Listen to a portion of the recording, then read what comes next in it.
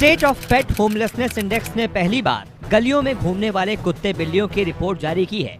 Report में इस बात का अनुमान लगाया गया है कि भारत में 8 करोड़ बेघर बिल्लियां और कुत्ते सड़कों पर रह रहे हैं।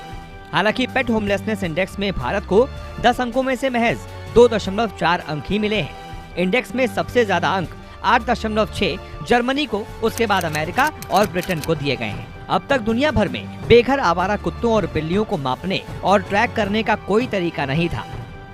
दरअसल देश में पहली बार इस तरह के आंकड़े जारी किए गए हैं। एनिमल वेलफेयर एक्सपर्ट और मार्स पेट केयर ने पहला पेट होमलेसनेस इंडेक्स जारी किया है। इसका मकसद ये है कि आवारा पशुओं की स्थिति में सुधार आए।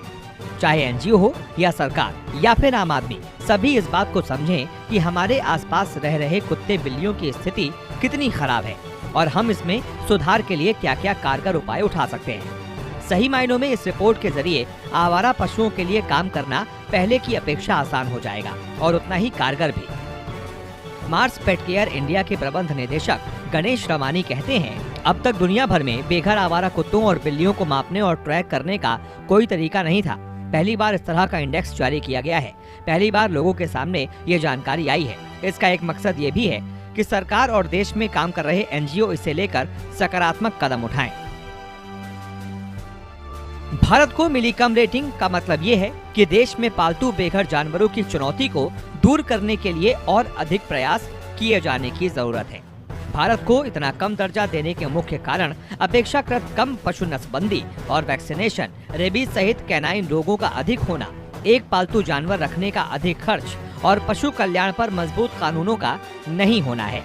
रिपोर्ट में इस बात का भी खुलासा हुआ है कि पालतू जानवर रखने वाले तकरीबन 50% लोग कम से कम एक पालतू जानवर को सड़क पर छोड़ देते हैं। आंकड़ों के मुताबिक भारत में 82% कुत्तों को स्ट्रीट डॉग माना जाता है और 53% लोगों को लगता है कि स्ट्रीट डॉग लोगों के लिए एक खतरा है।